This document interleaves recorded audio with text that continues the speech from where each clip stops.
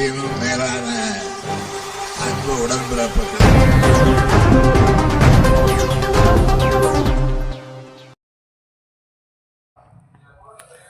லஞ்ச ஒழிப்புத்துறையின் விசாரணைக்கு முழு ஒத்துழைப்பு அளிப்பேன். சிங்கப்பூரிலிருந்து சென்னை திரும்பிய முன்னாள் அமைச்சர் ஏவா வேலு சென்னை விமான நிலையத்தில் பேட்டியளித்தார். உடல்நலக்குறைவு காரணமாக சிங்கப்பூரில் இருதய சிகிச்சை பெற்று சம்மனில் ஆஜராகவில்லை.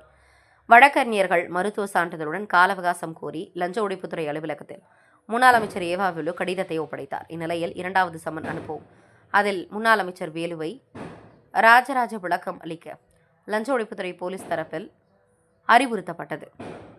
ஆனால் இதற்கிடையில் கரூரில் நடைபெற்ற பொதுக்கூட்டத்தில் முதலமைச்சர் விஜய் ஒரு அமைச்சர் ஓடி ஒளிந்து விட்டார், இன்னொரு அமைச்சர் மருத்துவமனையில் அனுமதியாகிவிட்டார் என்று விமர்சனம் செய்தார். இந்நிலையில் சிங்கப்பூரில் சிகிச்சை முடிந்து சென்னை சர்வதேச விமான நிலையத்தில் வந்த முன்னாள் அமைச்சர் ஏவா வேலு விமான நிலையத்தில் செய்தியாளர்களை சந்தித்து தனது உடல்நிலை மற்றும் லஞ்ச ஒழிப்புத்துறை விசாரணை குறித்து விளக்கம் அளித்தார். அப்போது தான் பரிசோதனை மேற்கொண்டு வருவதாகவும் பரிசோதனை சிங்கப்பூரில் மேற்கொண்டதாக தெரிவித்தார். மேலும் கடந்த மாதம் 15ஆம் தேதி விசாவுக்கு விண்ணப்பித்தேன், 17ஆம் தேதி விசா கிடைத்ததும் 25ஆம் தேதி இண்டிகோ விமானத்தில் டிக்கெட் முன்பதிவு செய்தேன் என்றும் விளக்கம் அளித்தார். மேலும் பல நாட்கள் தொடர்ந்து மருத்துவ கண்காணிப்பில் இருக்க வேண்டிய நிலை ஏற்பட்டது. அதனால் ஆவணங்கள் அனைத்தையும் அறிக்கைகளும் உள்ளன என்றும் சிங்கப்பூரில் மருத்துவ பரிசோதனையில் இருந்தபோது ஆஜராக சம்மன் அனுப்பியதாக தகவல் கிடைத்தது. உடனடியாக வழக்கறிஞர் மூலம் கடிதம் அனுப்பினேன் என்றும் தெரிவித்தார். ஓடுறாங்க, ஒளியிறாங்க, பதுங்குறாங்க என்ற குற்றச்சாட்டுகளில் எந்த உண்மையும் இல்லை. நான் மருத்துவ சிகிச்சைக்காக தான் சிங்கப்பூர் சென்றேன் என்றும் விளக்கம் அளித்தான். தொடர்ந்து குறிவைக்கப்படுகிறீர்களே என்று கேட்ட கேள்விக்கு என்னை தனிப்பட்ட முறையில் குறிவைக்க வேண்டிய அவசியமில்லை. திமுக சட்டப்பேரவை கொறடா கட்சித் தலைவர் என்னை நியமித்தார். சட்டப்பேரவையில் உறுப்பினர்கள் சார்பில் அரசிடம் கேள்வி எழுப்பது, கருத்து தெரிவிப்பது எனது கடமை. அந்த கடமையை தான் செய்து வருகிறேன். அது சிலருக்கு பிடிக்கிறதா பிடிக்கவில்லை என்பது வேறு விஷயம். நிச்சயம் ஆஜராவேன் என்றும் அவர் தெரிவித்தார். தொலைக்காட்சி, பத்திரிகை, ஊடக நண்பர்களுக்கு என்னுடைய மனமார்ந்த நன்றியை முதல்ல நான் தெரிவிச்சுக்கிறேன். இந்த ஓடுறது, ஒளியிறது, பதுங்கிறதெல்லாம் திராவிட இயக்கத்திற்கோ திராவிட முன்னேற்ற கழகத்திற்கோ இல்லை. அப்படி அண்ணன் கலைஞர் அவர்களும் தமிழ்நாட்டு முதலமைச்சர் திராவிட மாடல் நாயகராக இருந்தவர் அண்ணன் மு.க. ஸ்டாலினும் எங்களை அப்படி வளர்க்கவில்லை. அரசியலாக சந்திப்பதற்கு எப்பொழுதும் திராவிட முன்னேற்ற கழகம் என்றைக்கும் சளைத்ததில்லை. பொதுவாக நான் மார்பு ஹார்ட் சம்பந்தப்பட்ட மருத்துவம் தொடர்ந்து 2016 இருந்து சிங்கப்பூரில் mount Elizabeth hospital doctor Jayarama லிங்கம் நாயக்கர்ன்றது அங்கே இடது டிபார்ட்மெண்ட். அவர் ஒரு தமிழ்நாட்டுக்காரர், கிட்டத்தட்ட 30 ஆண்டு காலம் அங்கே இருக்கார். அவர் அங்கே இருக்கிற தமிழ்நாட்டுக்கிற அரசியல்வாதிக்கு எத்தனை பேருக்கு அவரை தெரியும். அவர் பெரும் உதவி செய்வார். யாருக்கு போனாலும் என்ன மருத்துவனாலும் உதவி செய்யக்கூடியவர். 2016 மவுண்ட் எலிசபெத் ஹாஸ்பிட்டலில் அந்த ஹாஸ்பிட்டலில் ஆகஸ்ட் மாதம் 13ஆம் தேதி 2016 முதலாக நான் மருத்துவத்திற்கு முதலாக அங்கே போய் ஆர்ட் சம்பந்தப்பட்ட மருத்துவம் நான் பார்த்தோடைய வரலாறு இது பூரா இருக்குது. இதில் சம்மரி பூரா இருக்குது. இது 2016. ஆனால் தொடர்ந்து 2023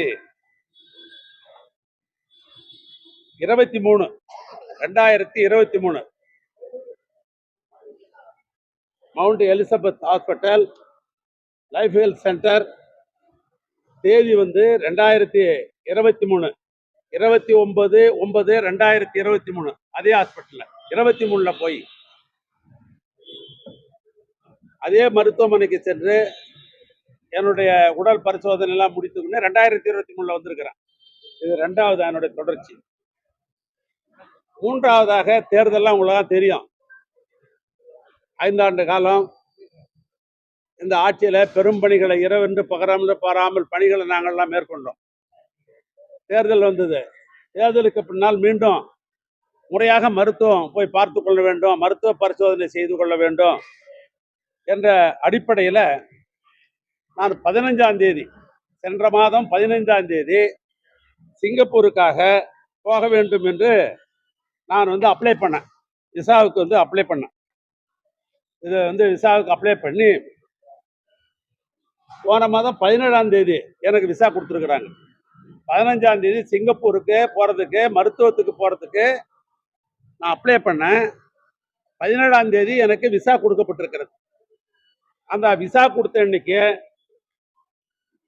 அடுத்தது இண்டிகோவில் அன்னைக்கு 17ஆம் தேதியே 25ஆம் தேதி போகிறதுக்கு டிக்கெட் போட்டிருக்கிறேன். 17ஆம் தேதி விசா கிடைச்ச உடனே அன்றைய தினமே இண்டிகோவில் 25ஆம் தேதி மதியம் 2:20 ஃப்ளைட்டு போகிறதுக்காக டிக்கெட் போட்டுக்கிறேன். அதனுடைய டிக்கெட் தான் இது.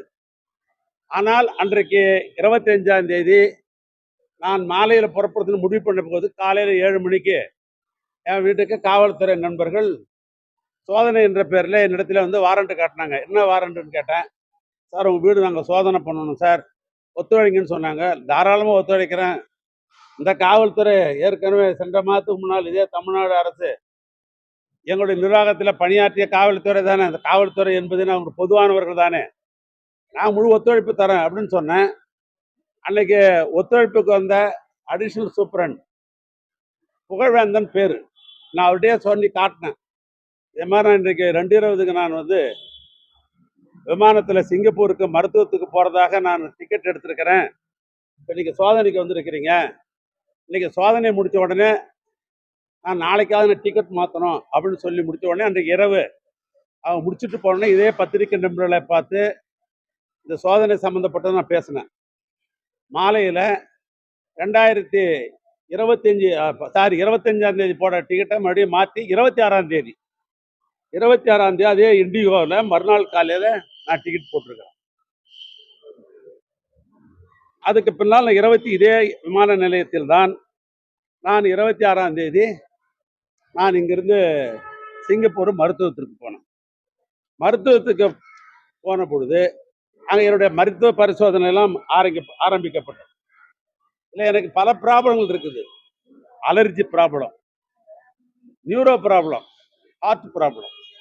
இந்த 3 ப்ராப்ளத்துக்கு தான் அங்கே போகணும் நான் முடிவெடுத்து நான் போனேன். நான் இங்கிருந்து அலர்ஜி ப்ராப்ளம்னா நாம் உண்ணுகிற உணவுப் பொருள்கள்லாம் எதெல்லாம் உடம்புல சேரும், ஏன் அதனால அலர்ஜி ஆகுது அப்படின்னு ஒரு முறை ஊசி போட்டால் 3 நாள் அப்சர்வ் பண்ணணுன்றாங்க. நான் அதை மாதிரி 3 முறை நான் ஊசி போட்டிருக்கிறேன். அதே 9 நாள் எடுத்துக்கிச்சு. 2வது அதே ஹார்ட் டாக்டர் நம்முடைய மருத்துவத்தை பொறுத்தளவுக்கு 29/6 அன்றைய தினம் இந்த நியூரோ ப்ராப்ளம் இருக்குது, நரம்பு. அந்த நியூரோ ப்ராப்ளத்திற்காக நரம்பியல் டாக்டர் லீ கிம் பென் அப்படின்ற மருத்துவர் அன்னைக்கு ஆலோசனை பண்ணி அன்றைய தினம் டெஸ்ட்லாம் எடுத்து அவருடைய மருத்துவ ஆலோசனையை நான் பெற்றிருக்கிறேன். அடுத்து 30/6/26 வயிறு சம்பந்தப்பட்ட பிரச்சனை எனக்கு, அதை பற்றி பார்க்கணும் அப்படின்னு முடிவு பண்ணி பீட்டர் யங் கெங் அப்படின்றவர் 30ஆம் தேதி அவரை நான் பார்த்துருக்கிறேன். அன்றைய தினமே இந்த அலர்ஜி டாக்டர் ஒவ்வாமை செங் எங் குவாங் அந்த டாக்டரை அவரை பார்த்துருக்கிறேன். அவர் தான் தொடர்ந்து 9ஆம் தேதி வரைக்கும் அவருடைய மருத்துவம் தொடர்ந்து இருந்தது. இந்த அலர்ஜி டாக்டரை மாத்திரம் அப்சர்வ். அதே நேரத்தில் 3ஆம் தேதி இதய மருத்துவர் நான் சொன்ன டாக்டர் ஜெயராம லிங்கவிநாயக்கர் அவருடைய பார்வையில் தான், அவர் தான் சீஃப் டாக்டர். அவருடைய ரெஃபரன்ஸ் தான் ஒரு டாக்டர் நான் பார்த்துருக்கிறேன். அதுக்குரிய எல்லா டாக்டருடைய சம்மரி என் கையில் இருக்குது. ஒரு டாக்டர் என்ன ஆலோசனை கொடுத்துருக்காங்க, என்ன மருந்து கொடுத்துருக்குறாங்க, என்னன்றது பூராமே கம்ப்ளீட்டாக அவர்கள் அத்தனையும் என்னிடத்துல எல்லாமே இருக்குது. 3வதாக அவர்கள் கொடுத்த மொத்தமும் இந்த கேஷ் ஷீட்டில் தான் மொத்தமும் இருக்குது. எல்லா டாக்டரும் கொடுத்தது இந்த 2026 சம்மரி கம்ப்ளீட்டாக நான் எந்தெந்த டாக்டரை பார்த்தேன் என்ன அப்படின்ற மொத்த சம்மரியும் இசிஜியிலிருந்து வயிறு ஹார்ட் சம்மந்தப்பட்ட அந்த உங்களுக்கு எல்லா சம்மந்தப்பட்டதும் 26 எடுத்தது மொத்தமும் எல்லா டாக்டருடைய கன்சல்டிங்கு அவங்களுடைய சம்மரி, நான் வந்து எப்படி இதுக்கு மேலே என்ன உணவு சாப்பிட்ணும், என்ன செய்யணும், என்ன மாத்திரை சாப்பிட்றது மொத்தமும் 26 இதுக்குரிய டாக்குமெண்ட்டு இவ்வளோ இருக்குது. இன்றைய சூழ்நிலையில் 3ஆம் தேதி வர சொல்லி ஒரு சம்மன் எங்கள் வீட்டில் ஒட்டினதான் எனக்கு தகவல் சொன்னாங்க. நான் உடனே அந்த சம்மனை வந்து ஃபேக்ஸில் அனுப்ப சொன்னேன். அதில் படித்து பார்த்தேன். நீங்கள் 3ஆம் தேதி வரணும் அப்படின்னு அந்த சம்மன் இருந்தது. நான் உடனே அந்த சம்மனுக்கு மரியாதை கொடுத்து அங்கேயே உடனே ஒரு கடிதம் எழுதி நான் 3ஆம் தேதி அந்த சம்மனை பொறுத்தளவுக்கு நான் இப்படி தான் எழுதியிருக்கிறேன். அப்படியே படிச்சிடுறேன். வணக்கம், என் மீது தொடக்கப்பட்ட எஃப்ஐஆர் வழக்கு சம்பந்தமாக 9/7/2020 அன்று மீண்டும் விசாரணைக்கு 3ஆம் தேதியை கொடுத்ததுக்கு லெட்டர் கொடுத்துட்டேன். நான் என்ன கொடுத்தேன்னா, எனக்கு வர்றதுக்கு 10 தினங்கள் ஆகும், நான் மருத்துவம் முடிச்சுட்டு வர்றேன் அப்படின்னு சொல்லிட்டு அந்த கடிதம் கொடுத்தேன். 3ஆம் தேதி கொடுத்த கடிதத்தை அதிலே 10 தினங்கள் நான் குறிப்பிடுறேன். ஆனால் உடனே 9ஆம் தேதி வான்னு சொல்லி ஒரு லெட்டர் கொடுக்குறாங்க மறுபடியும். அந்த லெட்டருக்கு தான் நான் இப்போ எழுதியிருக்கிறேன். என் மீது தொடக்கப்பட்ட எஃப்ஐஆர் வழக்கு சம்பந்தமாக 9/7/2020 அன்று மீண்டும் விசாரணைக்கு வர சொல்லி நோட்டீஸ் அனுப்பியுள்ளீர்கள். 3/7/2020 அன்று எனது வழக்கறிஞர் மூலமாக நான் சிங்கப்பூரில் என் உடல் சம்பந்தமாக மருத்துவ சோதனையில் ஈடுபட்டுள்ளேன். எனக்கு 10 தினங்கள் அவகாசம் தாருங்கள் என கடிதம் கொடுத்திருந்தேன். தாங்கள் வழக்கறிஞரிடம் வாய்மொழியாக 5ஆம் தேதிக்கு மேலும் நோட்டீஸ் அனுப்புகிறேன் என்று கூறிவிட்டு 5 தினங்களிலே வர சொல்லுகிறீர்கள். 9/7/2002 மீண்டும் என் இல்லத்தில் நோட்டீஸ் அனுப்பப்பட்டிருக்கிறது. மேலும் 12/7/2020க்குள் மருத்துவ சோதனை முடிந்துவிடும். எனவே தாங்கள் 12/7/2000க்கு மேல் எந்த தேதியில் அழைத்தாலும் விசாரணைக்கு முழு ஒத்துழைப்பு அளிக்கிறேன் என்பதை அன்புடன் தெரிவித்துக் கொள்கிறேன் அப்படின்னு நான் கடிதம் வக்கீல் மூலமா அனுப்பிச்சேன். எங்க ஓடுறாங்க, எங்க ஒளியறாங்க, எங்க பதுங்குறாங்க? மருத்துவத்திற்கு எப்பயும் போற மாதிரி போறோம். கடிதம் வக்கீல் மூலமா அங்க இருந்து நாங்க கொடுக்குறோம். முழு ஒத்துழைப்பு தரேன்னு சொல்றோம். இவ்வளவுக்கு பின்னாலும் ஓடுறாங்க, ஒளியறாங்க, பதுங்குறாங்கன்றது இது அர்த்தமில்லாத கருத்துடைய வார்த்தைகள் தான். அதனால என்னை பொறுத்தளவுக்கு நான் 2014 மருத்துவம், அந்த தொடர் மருத்துவமாக 2023, அவனுடைய தொடர் மருத்துவமாக 2024 நான் மருத்துவத்திற்காக போயிருக்கிறேன் ஒழிய வேற எதுவும் நான் சுற்றுலா பயணியாகவோ வேற எதற்காகவும் அஞ்சியோ நான் போகவில்லை. இவ்வளவுதான் இன்னைக்கு நாட்டுக்கு சொல்ல வேண்டிய விஷயம். ஏன்னா ஒரு வார காலம் அவர்களுக்கு என்னென்ன கற்பனை தோன்றுமோ அப்படி கற்பனையில பல்வேறு வகையில பல மிக மிக நமக்கு பிடித்த நண்பர்கள்லாம் சமூக வலைதளத்தின்ற பேர்ல அவங்களுடைய கற்பனையெல்லாம் அவுத்து விட்டுருக்கிறாங்க. அத்தனை நண்பர்களுக்கும் நான் உங்களை எல்லாம் சந்திப்பதன் மூலமாக ஒரு முழுமையான விளக்கத்தை தந்திருக்கிறேன். இது போதுமான என்று நான் கருதுகின்றேன். ஏற்கனவே உங்க வீட்டுல லஞ்ச ஒழிப்பு போலீசார் சோதனை பண்றாங்க. முதலமைச்சரும் 2 அமைச்சர்கள் தான் குறிப்பிட்டு பேசுறாரு. கரூர்ல செந்தில் பாலாஜி குறிப்பிட்டு பேசுறாரு, இன்னொன்னு உங்களை குறிப்பிட்டு பேசுறாரு. தொடர்ச்சியாக உங்களை டார்கெட் பண்ணுறாங்க. பொதுவாக என்னை பொறுத்தளவுக்கு டார்ச்சர் பண்ண வேண்டிய அவசியம் இல்லை. நான் திராவிட முன்னேற்ற கழகத்தினுடைய கொறடாவாக திராவிட முன்னேற்ற கழகத்துடைய தலைவர் அவர்கள் என்னை நியமித்திருக்கிறார். அதை இந்த அரசாங்கம் குறிப்பாக பேரவையுடைய தலைவர் அவர்கள் அதை அங்கீகரித்திருக்கிறார். சட்டமன்ற உறுப்பினர்கள் சம்பந்தப்பட்ட எதுவாக இருந்தாலும் பேரவை தலைவரிடத்தில் பார்ப்பதோ அல்லது அரசு சம்பந்தப்பட்ட எதையாவது கேள்வி கேட்க வேண்டும் என்று சொன்னால் அந்த கொறடாவுக்கு முழு சுதந்திரம் உண்டு. எனவே அந்த 3 நாள் நடைபெற்ற சட்டமன்ற கூட்டத்தொடரில் கூட அதிகமானவைகள் நான் கேட்டிருப்பேன். அதனால அது என்னுடைய கடமையை நான் சட்டமன்றத்தில் செய்துதானே ஆக வேண்டும். அதிலும் நான் ஒரு மூத்த உறுப்பினர்.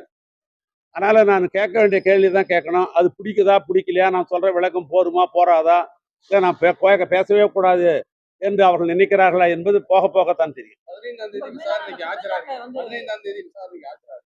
கட்டாயம் ஆஜராகுவேன். நானே சொல்லிருக்கிறேன். நான் 12ஆம் தேதிக்கு மேல எந்த தேதி கொடுத்தாலும் நான் முழு ஒத்துழைப்பு தரேன்னு நான் சொன்னேன். ஆனால் நான் முழு ஒத்துழைப்பு தருவேன். அதில் ஒன்றும் மாற்றம் இல்லை. 2வது, நீதிமன்றத்தில் வழக்கு தொடுக்கிற காரணத்தினால் அது சம்மந்தமா நான் பேச முடியாது. அது வழக்கை நான் தொடுத்தனுடைய நோக்கமே நீதி என் பக்கத்தில் இருக்குது.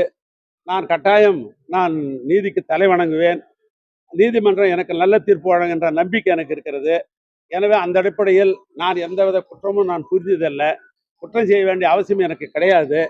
அதனால நீதிமன்றத்தில் வழக்கு தொடர்ந்திருக்கிறேன். நீதி மீது எனக்கு நம்பிக்கை உண்டு. நன்றி, வணக்கம்.